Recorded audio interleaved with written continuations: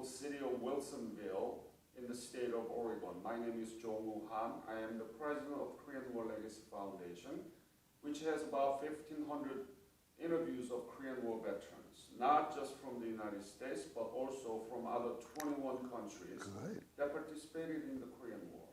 We are doing this to preserve your memory, first of all, because it's been already more than 70 years ago, and to honor your service. But at the same time, Korean War has been known as forgotten war, and we want to challenge that, so that we're going to make this interview into curricular resources for the teachers, so that they can use this interview of yours when they talk about the Korean War in the context of the Cold War. It's my great pleasure and honor to meet you, sir, and thank you for coming. Please, what is your name, sir? Robert Jewitt. Can you spell it? Jewitt. What is your birthday? Robert. No, birthday. Oh, birthday, November the 28th, 1931. 31, so that makes 91? Well, not quite 91, but Not yet. I'm so sorry, 90. I'm coming up on it. Coming up? Mm-hmm. Wow, you don't look like a 9-year-old man. Well, thank you. Wow. Any secret? Not that I know of. Not yet. Not yet. You haven't found yet. I haven't found You them. must have some secrets. Where were you born, sir? In Lancaster, Ohio. Wow. Tell me about that town, Lancaster. What kind of town is that? Is it agricultural or industrial? Kind of industrial, but it's a small town. Small town? And I don't remember too much there because we moved out of there into another little town called Cadiz. Mm-hmm. It's spelled Cadiz, mm-hmm. And that's where I went through schooling, through high school. High school? Mm-hmm. What high school did you graduate? Cadiz High School. Can you spell it again? Cadiz. Z? Mm-hmm. Cadiz. Same as Spain. Cadiz, Spain. Cadiz? We call it Cadiz, but they call it Cadiz. Cadiz High School. When did you graduate? 1949. 1949. A year before the breakout of the Korean War, right? The year before the breakout of Korean War. Oh, yeah, yes. Yeah. So, can I ask this question? Did you learn anything about Korea from the high school? Oh, I never had the slightest idea where Korea was. Really? Nothing. Not in the geography class? No. They didn't point to the Korean Peninsula and saying this is Korea? No. No. What about history class? No. Not that I recall, let's put it that way. Maybe you were snoozing. Snoozing, it could be. Could be. So you don't remember anything that you learned from high school about Korea? No. No. Wow. All right, so after graduation, what did you do? Joined the Army. You enlisted? Enlisted. Why? It was kind of strange. I had a couple of pretty close buddies, friends, and we met up on the square in Cadiz. It's kind of on a hill. Yeah. And there's a big courthouse there. And we met, and they asked me what I was doing. So there was a recruiting team from the Army? No, yeah. But then just not thinking, I pointed at the sign that, says join the Army. I said, I'm going to go join the Army. And both of them says, well, let's go. We went up in the courthouse. There was no place up there. So we had to hitchhike to Steubenville, Ohio, where we joined the Army, all three of us. Well, two of us made it. The other one had physical problems, and they wouldn't take him. But two of us went in together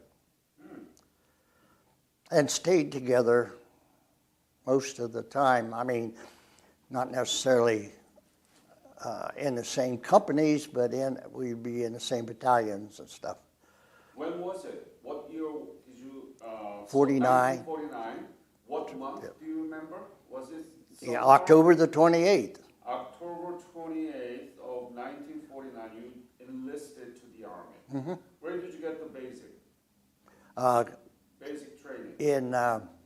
You gotta give me a second to Fort Knox, Kentucky. Fort Knox, very famous place, huh? Kentucky. For how long? Well, you do 16 weeks of basic training, and then we went through for about 6 more weeks of a special training, and then we all went. What kind of special training? Just advanced. Because we're all kids out of high school, very young, needed a lot of training. We had no idea what we were doing, but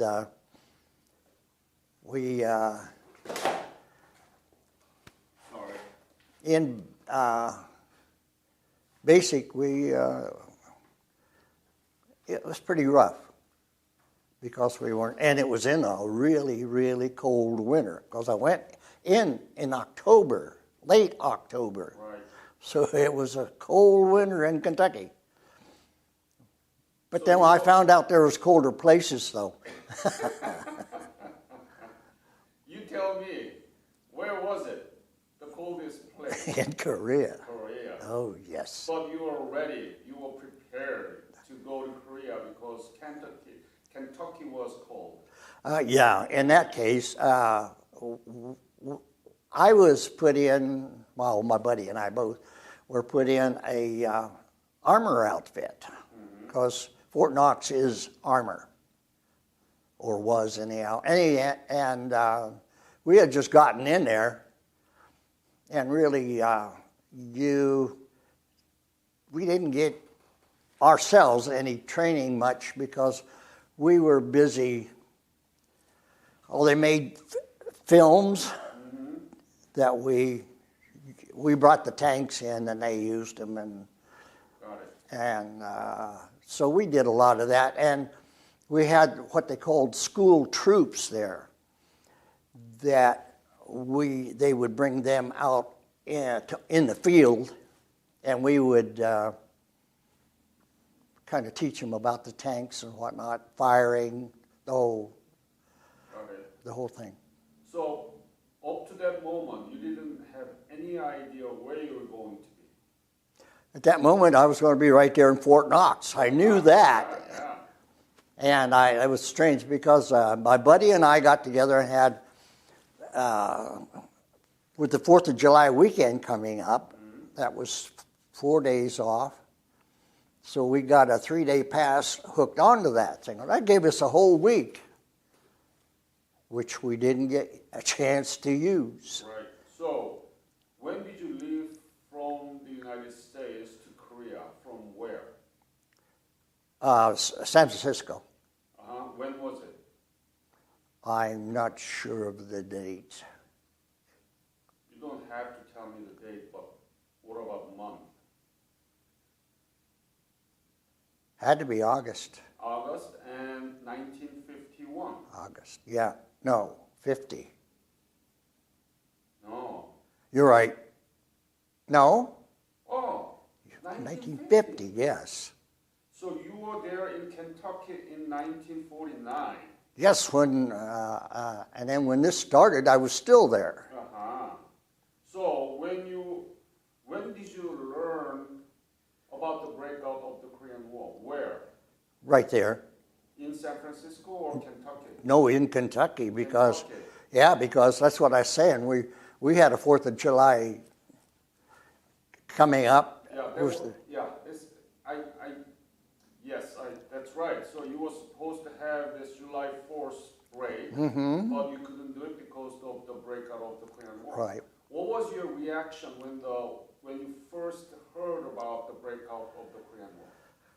Well, at that time, not a whole lot of reaction because I was busy with what I was doing and everything, and I wasn't really keeping up with history or anything like that. But don't you think that, I mean, didn't you think that you're going to go to war? It was a question in the back of your mind, yes. Or in fact, we talked a little bit about it, but not much. You were not afraid? Afraid? No. Not at all. No. Well, at that point, no. I never really was, to my knowledge, afraid. After we got over there was a lot of hesitancy about having to do things, but if you were busy worrying about being afraid, you weren't doing your job. Mm-hmm. Very good. So, how did you get to the Korea? By ship. By ship? Mm-hmm. Remember the name of the ship? USS? I don't remember the name. I've got it at home, but I don't. How long did it take to get to Korea? It took us probably 3 weeks or something like that. Yeah. In fact, we landed in Japan and at Yokohama, tied up, and then they untied the ropes and said, "We don't need you here, keep going." So we went down and around and up into Sasebo Harbor and anchored for the night. The next morning, we went straight on over to Korea. Right away? Right away. To where? Busan. Busan. Busan, you call it. Yep. You call Busan. Busan. And from Busan, where did you go? Well, in Busan, we were there probably 3 days or so before the ships came in with the tanks on them. Now, the ship that I went over on, there was 3 tank battalions. It was the 70th, which I was in, 72nd, and the 6th, I believe. All went together and landed at the same time, but somehow my outfit got the tanks first. The first tanks come in, we grabbed them, and it took us a few days to get them organized, cleaned up, like barrels of the machine guns, or guns in period, were all full of cosmoline and everything because of the salt water. And it took us a few days to get them. And the minute we got, I guess it must have been a dozen or so of us, they put us on flat cars and sent us straight to Daegu. Now, the other tanks had to drive all the way up there, but they wanted somebody up there and up there fast. So I was in the group that went up on the flat cars. They told us to be careful on the way up because they had snipers along the railroad. I don't know. I got down in the tank on the floor and went sound asleep. When did you arrive in Busan? Was it September or August? It was late August. I'm not sure of the date because, we were in combat a few days. September the 3rd. We were sitting at the base of 518. Back then, the hills weren't named. They had heights. So that's a hill 518. Yeah. And it's around Daegu area? Yeah, and it's east of Daegu, and I don't know, maybe north. I'm not sure exactly. Okay, so 3rd of September, you were in the hill of 518, which was the east of Daegu. Well, that's the first tank I lost right there that day. And so from Busan to Daegu, right? You saw for the first time in your life, the country that you didn't know. Yes. How did it look to you?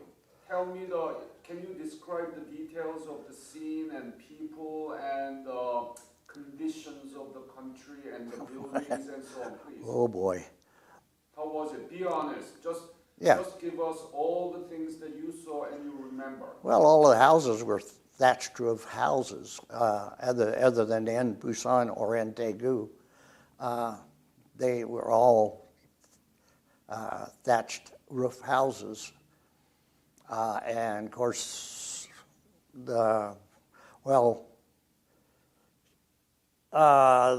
didn't smell too good. What do you mean by that? Smell fishy or smell honey pot or what? The pot. Honey pot. Yeah. Yeah. It's after you were there, well, you just kind of got used to it and it didn't bother you. But first, it was really, really nasty. Nasty. But other than that, what about people? How did they look? of course, the men were always dressed in white. Well, most of them were always dressed in white, like I guess cotton or something. And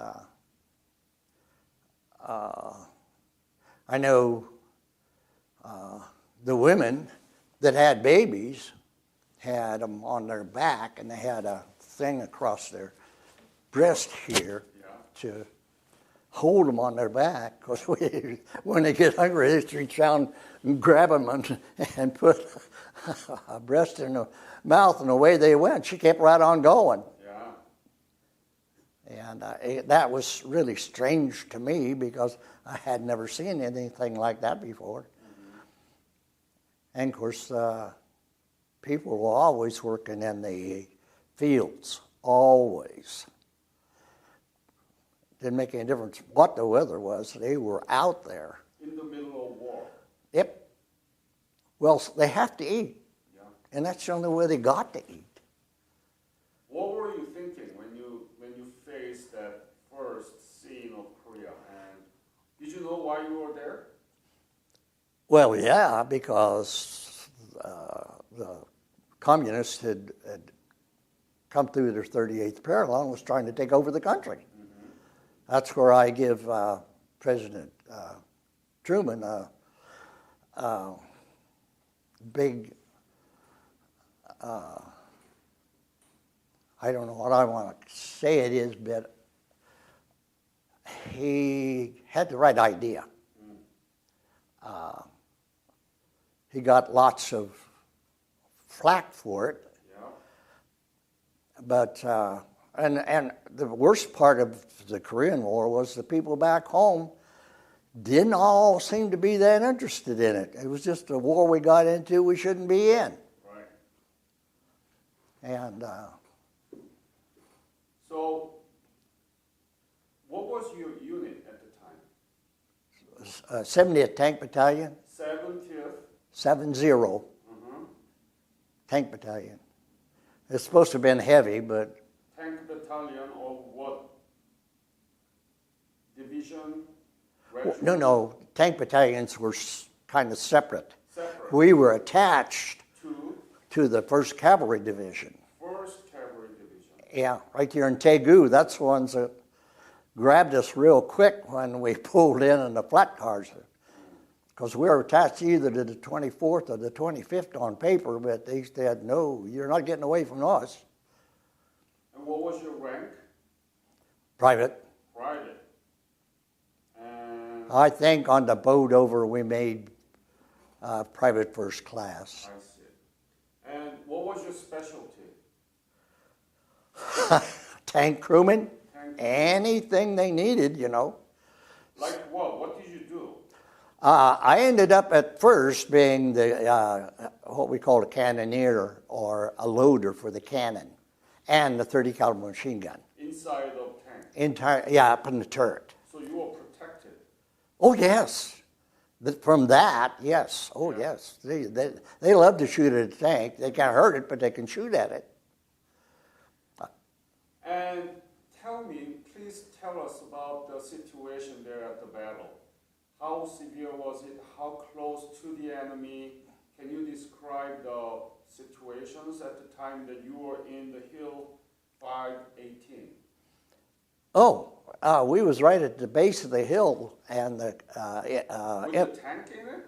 yeah, at the base of the hill. There was 5 of us lined up there, Mm-hmm. and So there's a hill, and then your tank were at the base of the hill.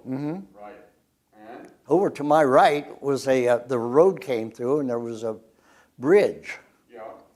Well, up on a little bit north, I think I've got my directions correctly, of what did I say, 518? Yeah. Was 4 something. But in that area somewhere, they had a direct fire weapon, which had that bridge zeroed in. Yeah. Now, there was 5 of us on the left side of the bridge, and that was my outfit, and there was 5 on the right side of that bridge. But it was kind of awkward because we couldn't raise the guns up enough to help the people. And we were, anyhow, they finally hit my tank, and blew a hole in us and killed the assistant driver and pretty well did end the driver. And the gunner, myself, and the lieutenant were not hurt that bad. I had a piece of metal hanging in my wrist that was hot. Wow. And when it blew, I said, "What happened?" And the lieutenant says, "Get the heck out of here." So I went up out of the tank and got down underneath. You still had to be protected somehow. Yeah. And he came down, and then the gunner happened to be a full-blooded Indian, which is neither here nor there. But I asked him, I said, "How about Morris and Disabella?" And Morris was the driver, Disabella was the assistant driver. And he said, see what you can do for Morris. So I crawled back around and went back up in front. And Morris had opened his hatch. Now the shell hit right behind his hatch. Wow. And kind of picked the turret up a little bit where there's the big ball bearings laying around. But anyway,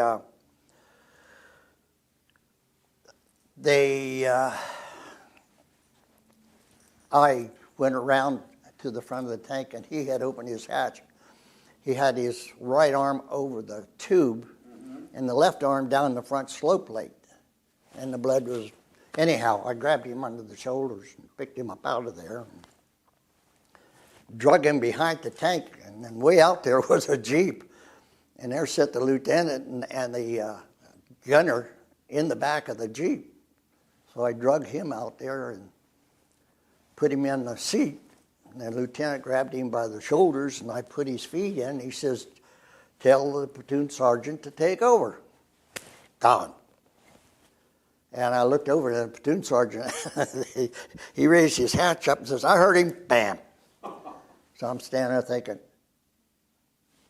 what am I going to do? I'm going back under that tank. Uh-huh.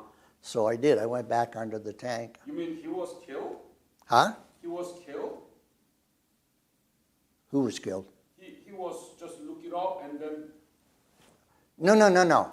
He had his hatch open just that much. Okay. And when he just said, "I heard him," and he closed the hatch. Oh, closed it. I Yeah. closed it. And but anyway, underneath this bridge is our mechanic. His name was Rosen. We called him Rosie.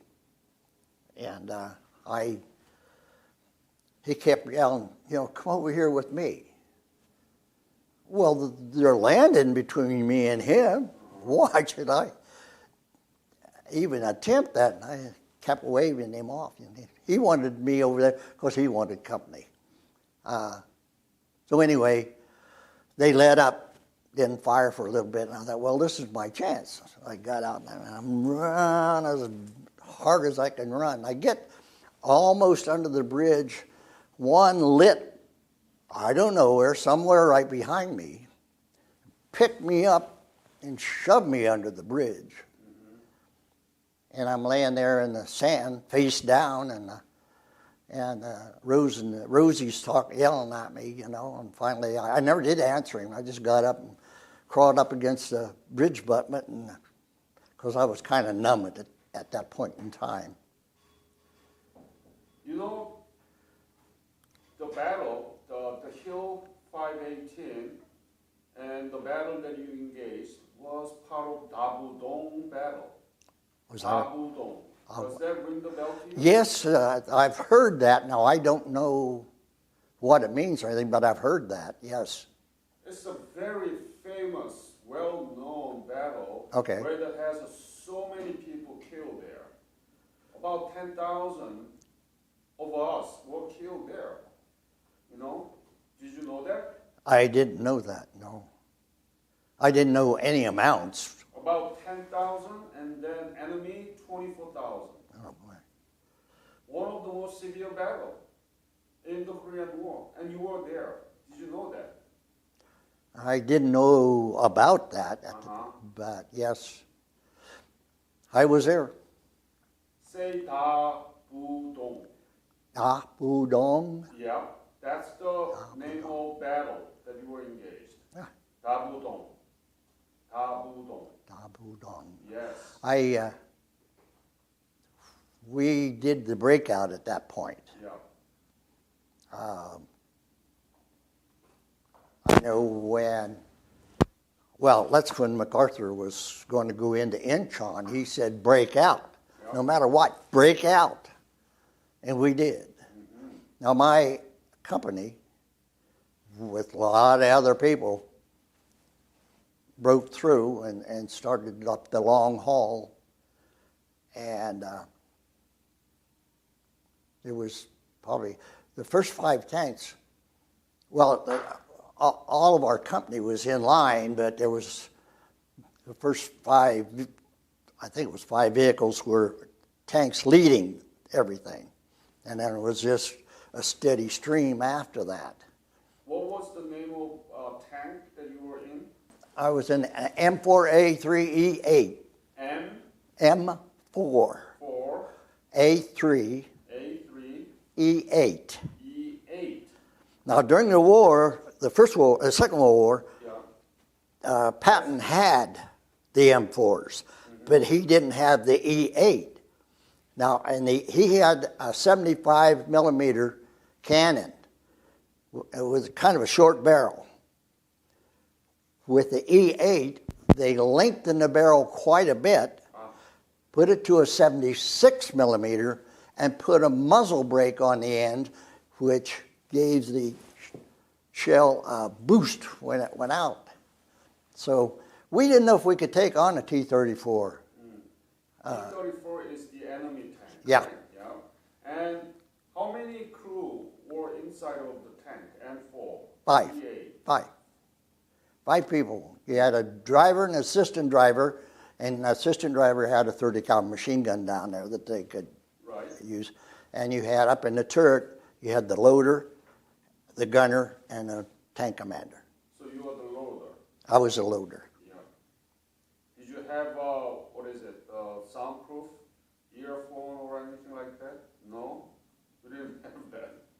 We didn't have them. They probably had them, but we didn't use them. We just screamed at one another. It wasn't that bad. Of course, when the gun went off, well, most thing you heard inside the tank was the gun goes off, it kicks back and throws the brass out onto the floor. My job is to put another one in, grab that brass and get rid of it. It's hot. And dangerous. Well, no, it's not so dangerous then, because there's. But it can. What is it? It can hit you. Oh yeah, and it's hot.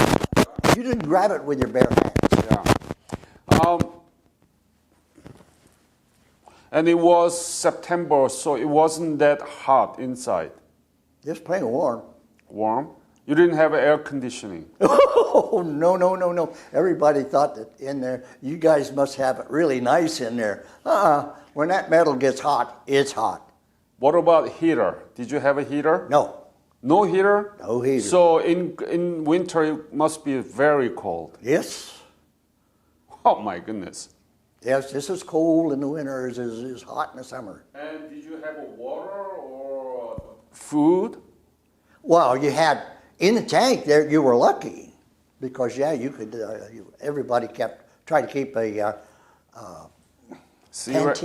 canteen of water, rations. Ration? Sometimes you had them, sometimes you didn't. Were you scared at the time? I tried to, and I don't know how successful I really was, but I tried not to concentrate on that, but on what I had to do. Some of the guys would get so wrapped up in that, they weren't worth anything. They were useless to us. So I tried to concentrate on what I'm supposed to do and get it done so that I hold my end of the job up. That's amazing. I never met the person who were in the Dabudong battle, the Hill 518, and so many casualties out of it. That was one of the most important battles in the history of Korean War in very early phase in 1950. And MacArthur was working on to go into the Incheon landing. That's why he told us break out. That's why, and then try to sandwich the enemies, right? Yeah. From north and from Dabudong and from Daegu and Busan and Masan, you know. When we left Daegu, well, we were quite a way. We were a ways north of Daegu when we broke out, and I don't know the mileage, but it was over 100 miles. We went. Most of the time, we didn't run into any Russian tanks, but they were up there on the sides. So the people coming after us would get hit by them. Yeah. And boy, they could do a real damage till we got something in there that could take them out. Did you actually hit enemy tank? Did you see it? Oh, yeah, about from here to you. Really? Many times you saw it? Not many times, but at one point, now you can hit them on the lower part and stop the tank, but that don't stop the gunning from the top, the turret. That's right. So if you knock the track off, you definitely tried to finish the job. So from Daegu, where did you go? To north and then Straight to north. We went straight north. We went up to the 38th parallel. Of course, where were you? now when we got up there, MacArthur says, "Why stop?" So we went right on across the 38th parallel and kept going. I went right into the North Korean capital. So I was from Busan to the North Korean capital. And Tell me about you marching into the North Korean capital, Pyongyang. How was it, the situation there? They'd already evacuated most of the city. Very few civilians. We went up on top of a kind of a hill. We could see a lot of the city from where we were, but we did no firing at all. There was some firing going on, but from where we were, we weren't in an advantage for firing at anything without getting into our own people. And so we didn't stay there very long. The 7th Cavalry, now you had the 7th, the 5th, and the 8th. Now I was in the 7th Cavalry. The 7th, they pulled us back south, and we went over to, what's the name of the port? Oh, goodness. But there was a port on the east of the highway, or east of, and south. not very far. We went over there. MacArthur sent us over there, or at least part of the 7th, to secure the city, because that's where they were going to come in and load us all up and send us home. I think he was a little overexerted here or something, I'm not sure. Yeah, and so I went, that's where I went when the rest of them were really, really getting nailed up there. I was lucky in that situation because we came back and we started up there, and then they turned us around because even with the tanks that we had, you can only do so much. Tanks are fine, but they need infantry and artillery and stuff to back them too. You need cooperation. Yeah. So did you experienced the Chinese intervention right there, right? Chinese intervention. Yes. So tell me about those. When did you first see the Chinese soldiers, and how was the situation? And then you had to withdraw, right? So give us details about the scenery. Well, the only thing I can say there again, now I'm already south and east of the highway that goes into Pyongyang. Like I say, I think they were thinking about sending us back up to Pyongyang, but there was more people pouring out of there. They didn't want to try to slow them down because the Chinese had hit, and there were so many of them. Now, I didn't really, at that point in time, I didn't get into Chinese per se. It was after I had gone back down into South Korea that we turned and to make our stand. And that's when we ran into all gobs of them. I don't know where they came from. I really don't.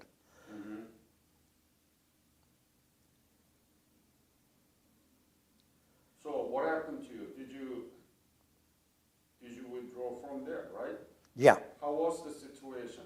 How bad was it? It was really, really bad because our own people were trying to run over our own people to get out of there.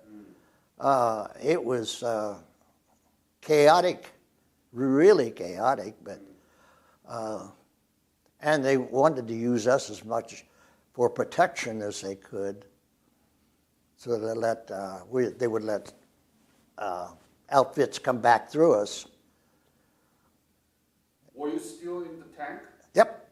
So you were quite safe compared to other soldiers outside? Extremely safe compared to a bigger part of the people that were up there.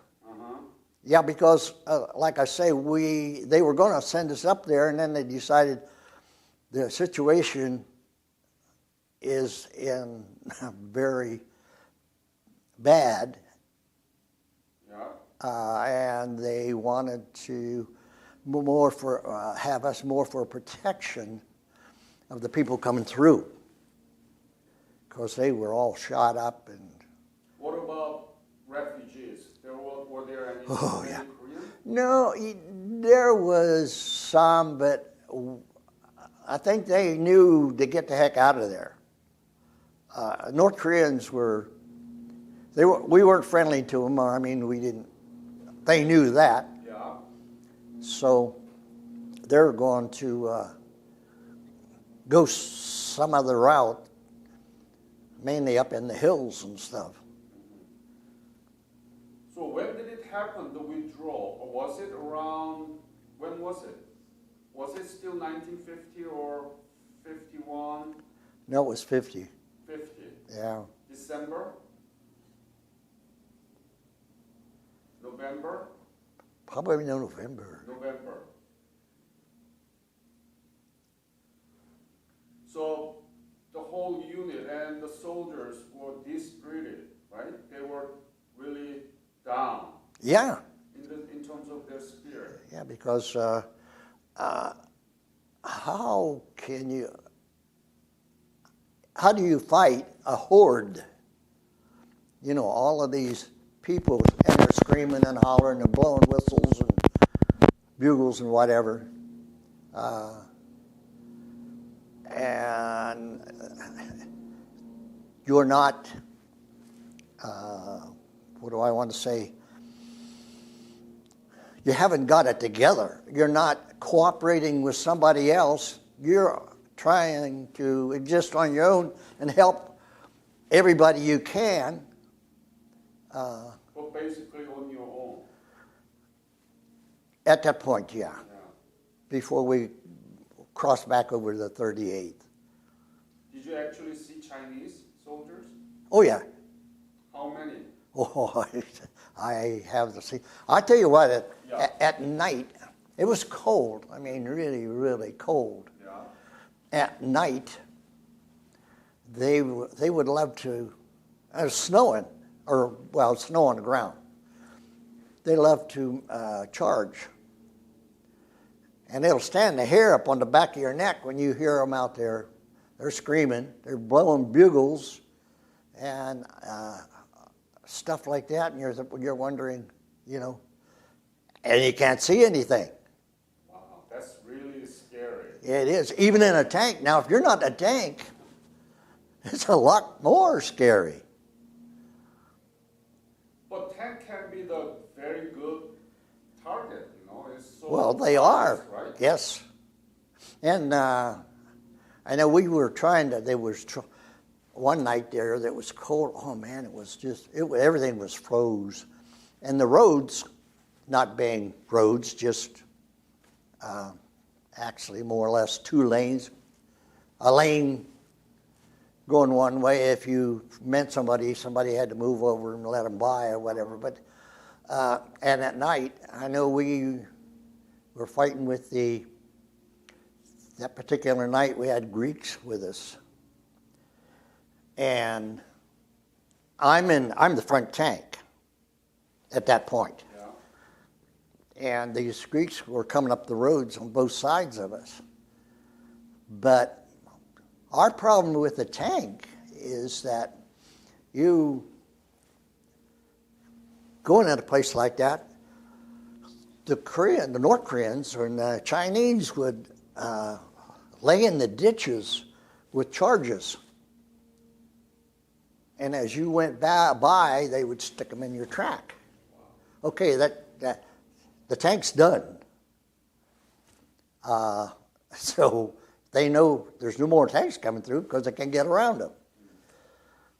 So that particular night, we was trying to get the people to move up. And they didn't want to move up.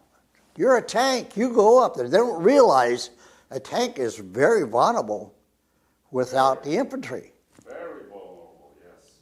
And they didn't know, you're in a tank, go on, we'll catch up.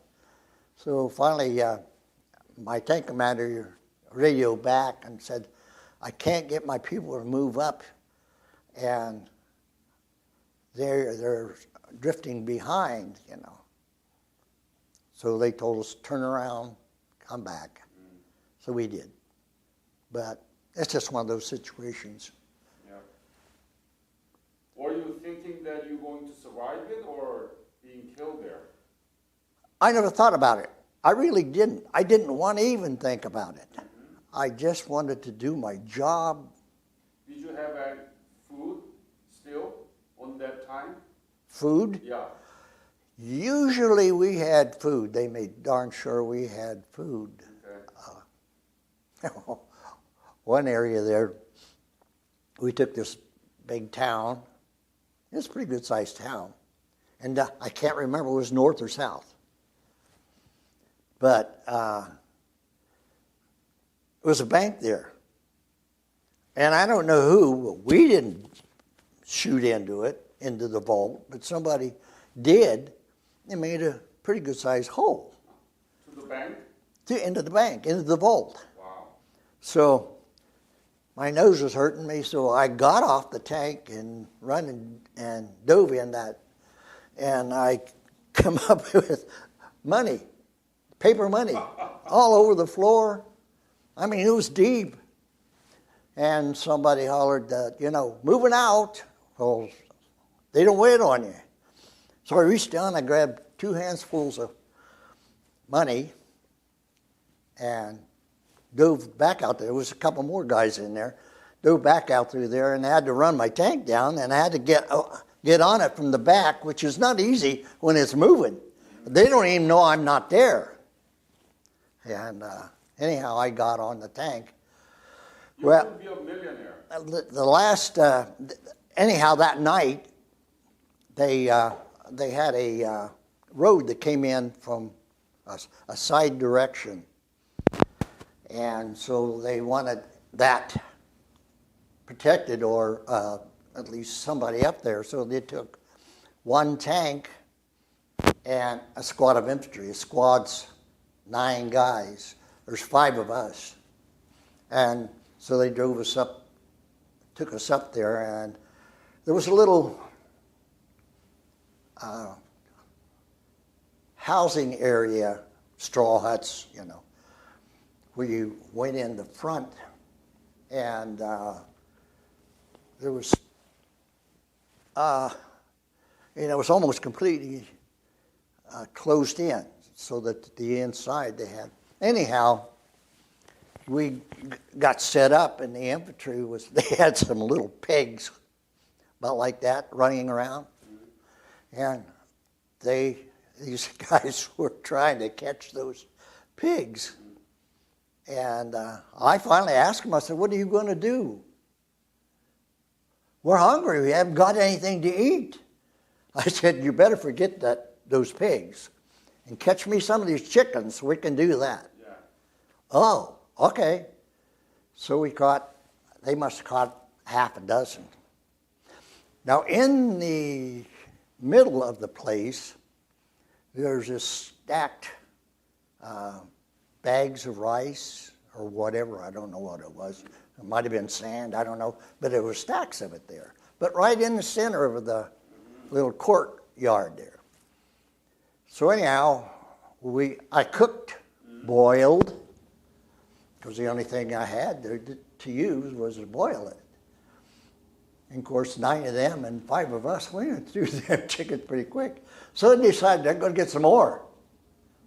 So I think they got 6 or 7 more. And I cooked them up. And anyhow, in the meantime, the company commander and his chief driver came to the infantry, the squad, to let them know. He said, chow hasn't caught up. We won't have chow tonight, and we'll probably kick off in the morning before chow gets here. And the guy turned around, he yelled at he said, "Bring that platter out here." And there's a whole platter of chicken. And they sat there and ate about 3 pieces apiece before they went back. How did you get the fuel for the tank? 5-gallon cans. Yeah. 5. How did you get the fuel? From whom? In that middle of withdrawal. You got it anywhere. Well, any of the trucks, they had trucks moving all the time. All the time? Yeah. So you didn't have any problem getting fuel? Most of the time, no. And we used a lot of it. Right. A lot of it. Those things they take quite a bit of gasoline to move. No, they weren't diesel, they were gasoline. Right.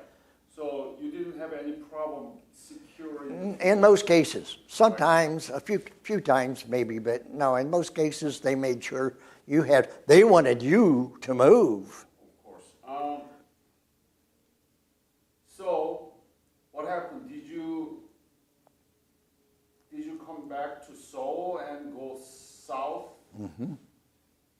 Tell me. Before we turned around and said, "This is it. This is as far as we're going."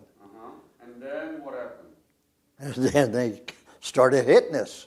I mean, they really ripped up the guys that was up in North Korea there. That they just overrun everything, and lives didn't seem to be any deterrent for them.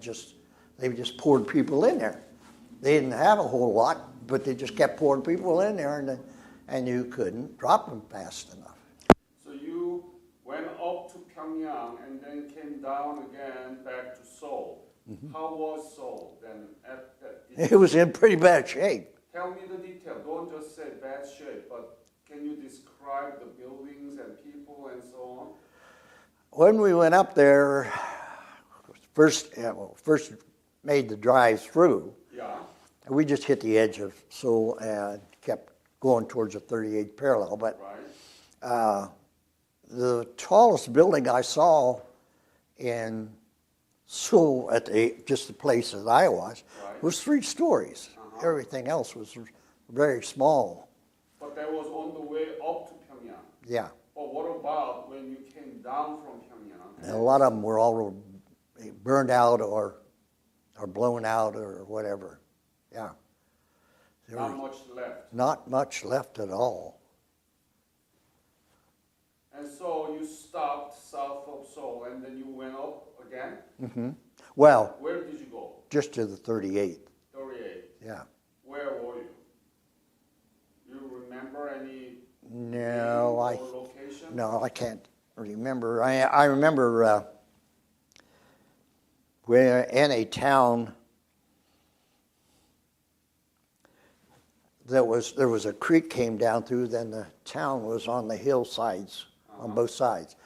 We had the south side, they had the north side. Right. Well, there's a road came through down here. I think it came across the bridge and then went up through the other side. To back up, in February, I got to go to Japan for 5 days. R&R? R&R.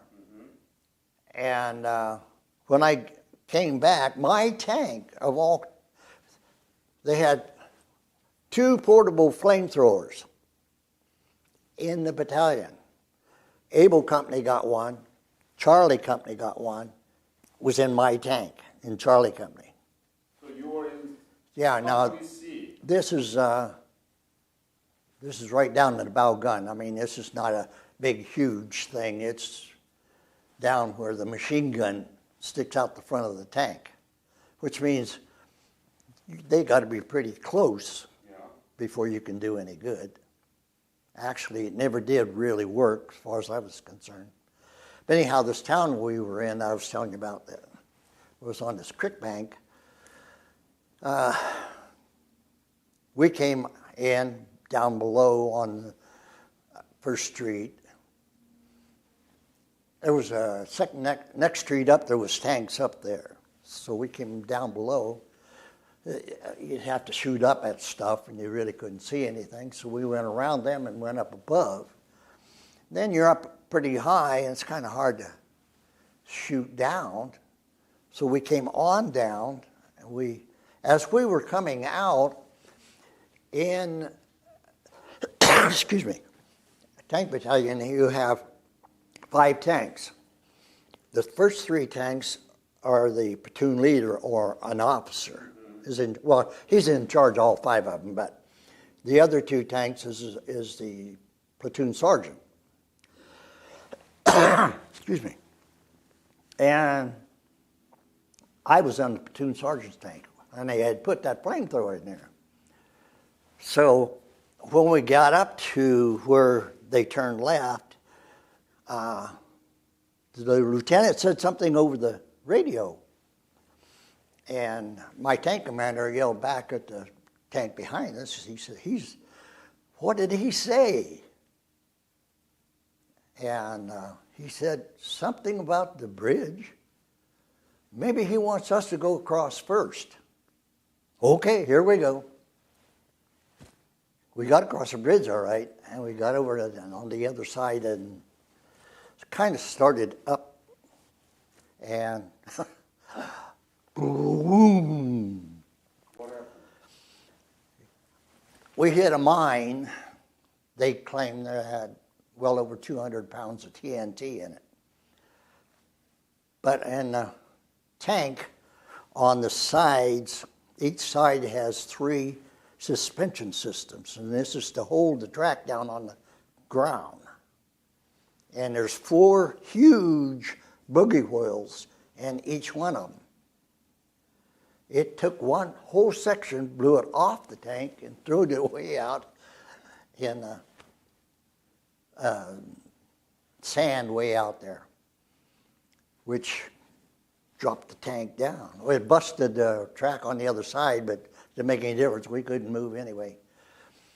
And so anyhow, we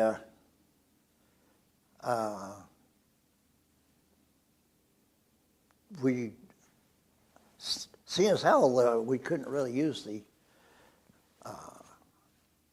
flamethrower, that left a 30 caliber machine gun.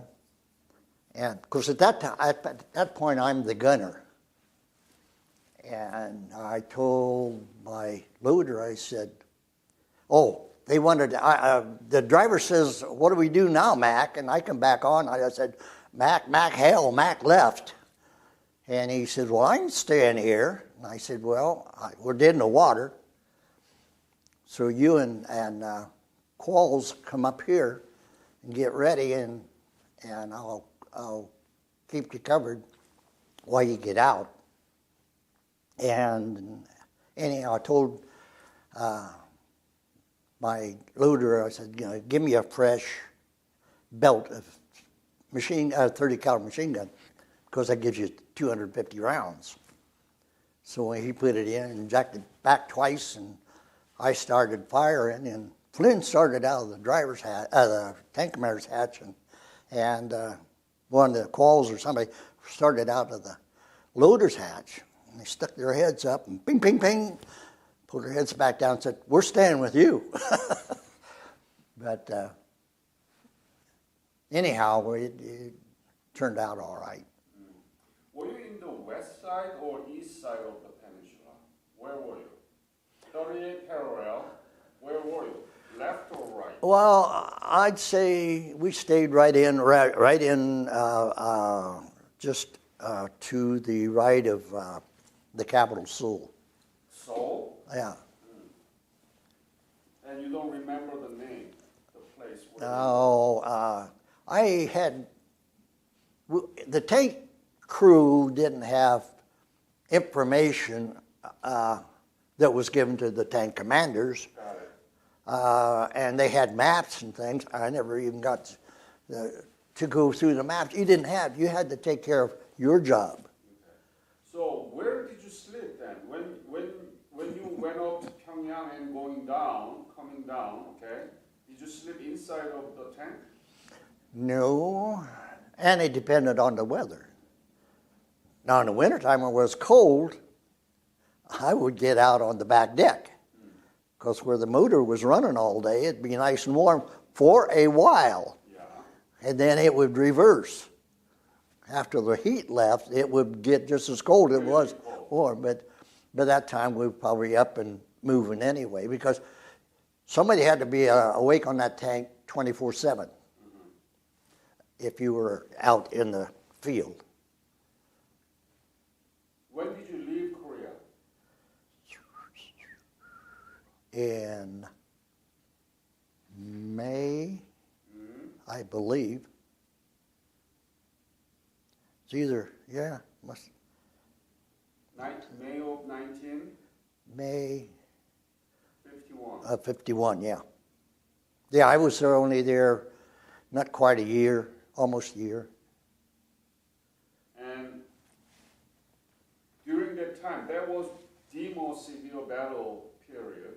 And I mean, in the beginning, you were not wounded. You were not hit, not at all. No, well, I had 3 little things that, like I say, the first one I had and a sliver in the neck. But that, anyway, when I got back to the company area, they sent me down to the battalion, and I looked at it, and they slapped something on there that just stung like a son of a gun. Didn't even bandage it, and gave me a shot and told me to get back to where I'm supposed to be. But I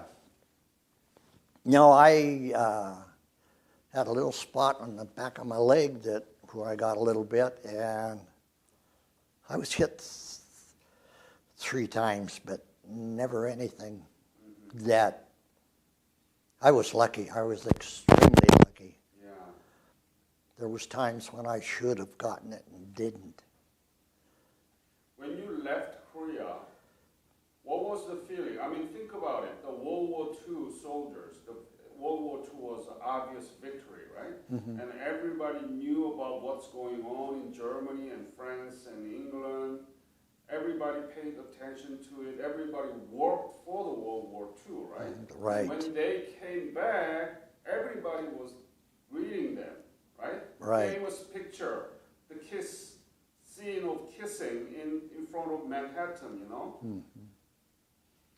What were you thinking when you left Korea? Did you thinking yourself that I'm going to remember this? This was a victory? What was the conditions on your mind about the war that you fought? Actually, when I left, there was no victory yet. Right. And being in the war for almost a year, I really didn't want to think a whole lot about it.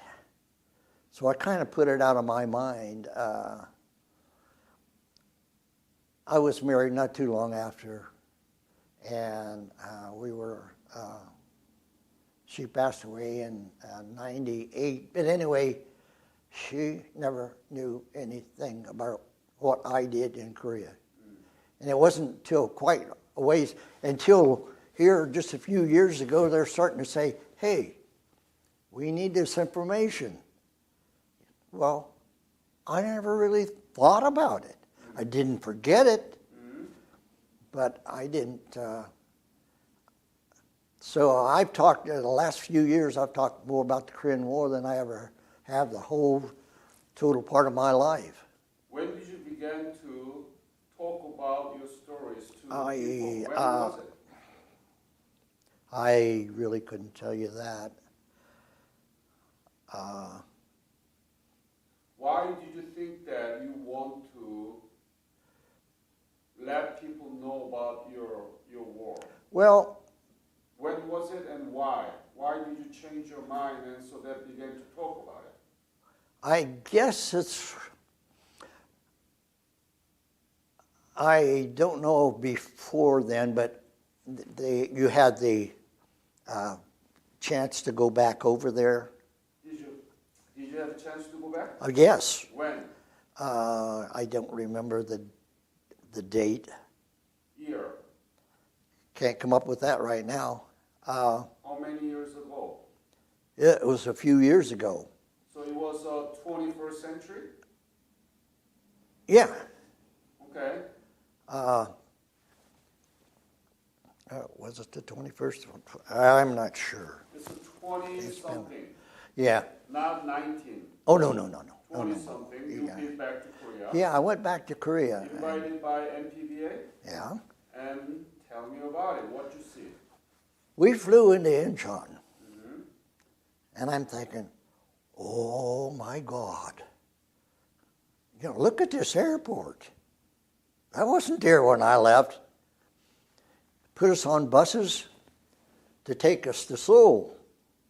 All along the highways were huge buildings. Yeah.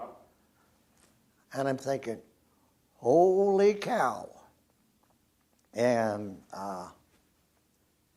anyhow, we went into Seoul and everything. But that was when I really got to thinking. Because I didn't know what had really happened over there after I left. I kind of wanted to put it out of my mind. And because you had to do things you wouldn't necessarily be happy to tell anybody about at that time. Mm-hmm. So I just, at that point, I finally woke up. I thought, my God, this country has done 180, almost a 360. I mean, what a difference it was. And the people were so happy. And we were treated like kings. And it was It was really something. Only thing if there was any bad part of it, or not bad part, but anything that I regretted was that I would have liked to have gone down like to Daegu, maybe seen 518 or something like that, but it didn't happen. So, and I was happy with we seen a baseball game there, and we went out on the field and with flags. I think me and the Korean lad that I had was, I think it was a Turkish flag we had. And it was really, really enjoyable.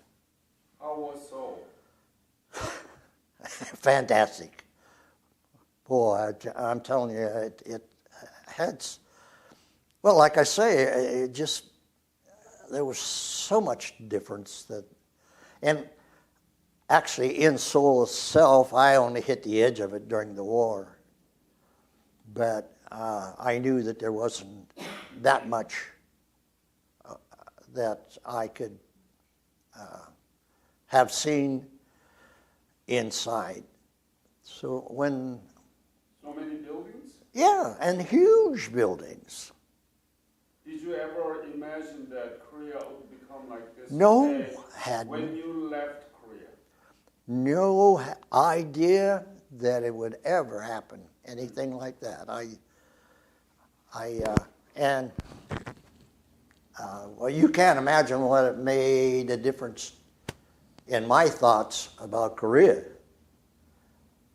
A lot of people that wasn't connected with it or anything wouldn't necessarily understand that, but boy, do I ever understand it. Do you?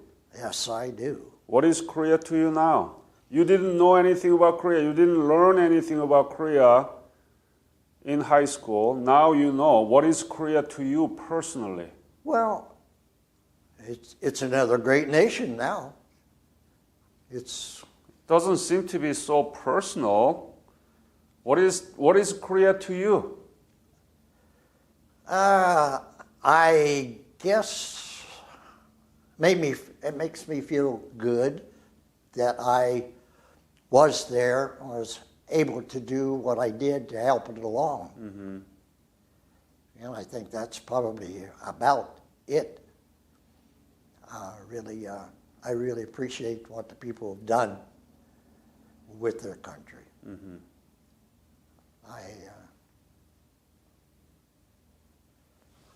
So it's a victory, obviously, to your whole service, seeing that Korea came out beautifully, right? Right. America has involved in other war, like Afghanistan's. You know, there are so many wars, Vietnam and so on, Iran, Iraq, and so on. But compared to those, Korea is different. Oh, definitely. In fact, well, we really won it back for the people, and they knew what to do with it when they got it.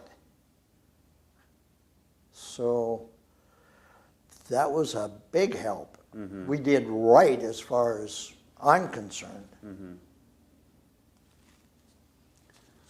Yeah, this is a very good story. You were in the Dabudong battle, which was the most important in very early phase of September, late August, while MacArthur was working on Incheon landing on September 15th, and recovering Seoul by the end of September, went up to Pyongyang in October, but we had to come down because of Chinese intervention.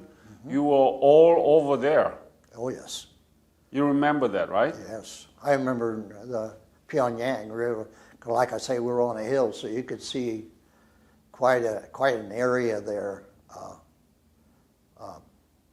I know there was a big train station and tracks all over, and yeah.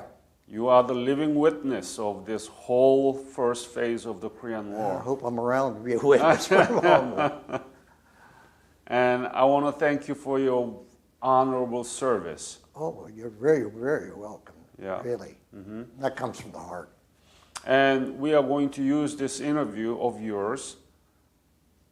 The history teachers that working with my foundation will listen this interview second by second, and they will take out the keywords like Dabudong battle, Pyongyang, okay, and your tank, and we'll use it in the classroom so that teachers can actually use your direct witness when they talk about the first phase of the Korean War. Good. Isn't that nice? That's good, yeah. And that's how we want to remember, and that's how we want to preserve your memory, and that's how we want to honor your service. And it's strange, I don't know why the situation, but you guys, you younger people are so involved in remembering and stuff like that. Thank you for your comments for Young. You bet. You're very welcome. Thank you so much again for sharing your story, and it's my great pleasure and honor to meet you. Thank you.